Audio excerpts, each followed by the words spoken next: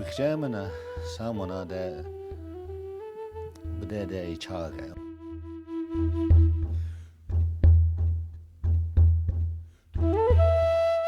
مني بكون ده بدأ وانا ده أورستا ده ما كوتشو كي تابي وانا شيتشا جاي ونكا ويشوكا كي تيواهي هنا إيجا. إنه أونكي أبدا كا إيجا داكو أونكي أبدا.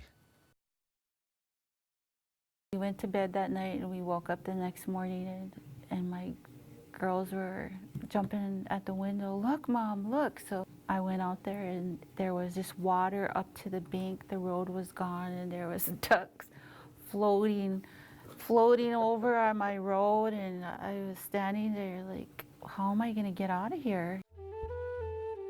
We just packed up what we could carry out of that house and put into my brother's car, and then we left and we never went back. But I wasn't the only one in that position. There was many. There's been about 30 homes right in that area that had to be moved out of there or were lost. They were either lost or they were moved out. It's hard. It's really hard for everybody. It's hard on all the people. It's hard on the kids.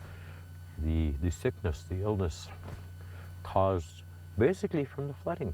The black mold, the access problems, the loss of land, the loss of homes. The problem with Devil's Lake is it has no natural outlet. And over the past couple of decades, it's risen about 30 feet. 17 years ago, that lake was about 44,000 acres, and today it's 4 times that large. I keep seeing it took our roads away. It took our family from living in one spot, moving something like that. It took their whole philosophy of where they were brought up at, how they lived there, how their parents lived there.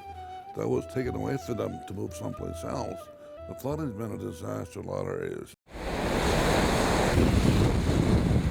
Communities all around the lake have been hit hard by the flooding, but the Spirit Lake Nation, where poverty is widespread and native culture ties the people so closely to the land, they have really suffered. Every flooded acre represents a loss of forest land, a road, a home, a farm. Someone's livelihood is flooded out. It's not the same. It's not the same as a tornado. It's not the same as a hurricane where it comes in and tears everything up. It's been a slow creeping, like a disease, like a cancer that's eating you.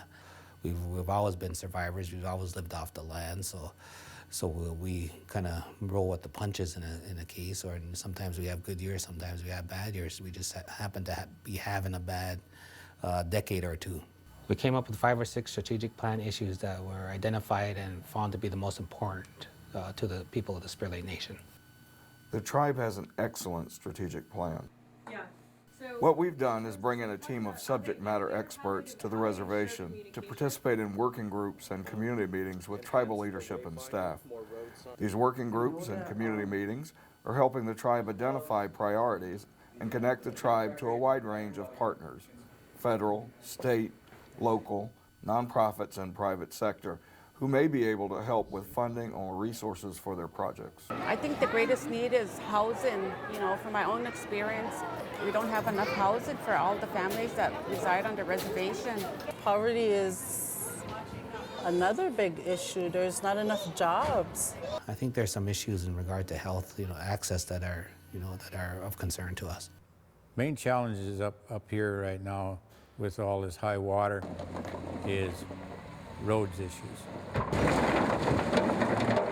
The FEMA people that are available to us are connecting us with resources available out there that have always been available from what I understand, but we've just never accessed them. They have different projects that they are thinking about doing, and they had our students in grades 9 through 12 go around and look at the different projects and have them vote to determine what the kids' priority is.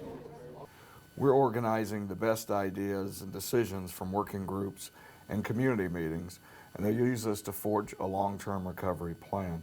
It's filled with dozens of projects and the best ideas, and ideas where our federal partners might help. I mean, we could probably participate in that. We're invited as a partner in the process. It's very impressive, the process that they've gone through in terms of a long-term, short-term and a long-term strategy.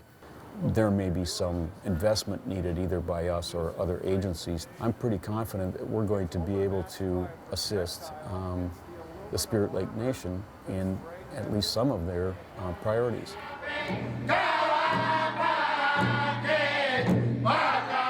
I just want to look out for the future generations of our tribes because those are our future. We need to make sure we do, leave something for them to work on. I believe that we need to start working on our values and our culture and our traditions as well. We're at like a waterfall. We're right here. We're getting close to the edge. And this last generation, when we leave, it's going to be, the fluent speakers will be no more. The Dakota people are real visionaries. If they seem a little bit skeptical, it's because they've been through it before. I like to see results. I like to see if it involves money in it, let's see the money. What I'm afraid will happen is that we call it helicopter research. And it's well known in Indian country because researchers will come in, do the research, and then leave with the data.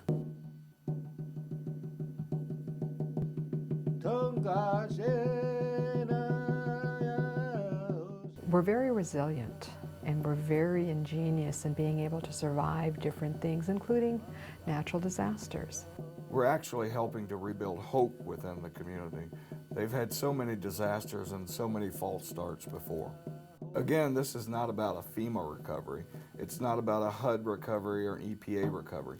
It's the community's recovery. I believe in partnerships. I don't think that anybody can do anything by themselves.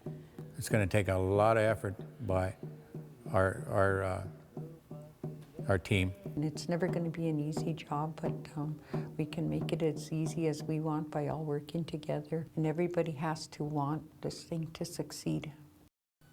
Tukate kia we chose on a wastel you hopte. Hanu was take the do.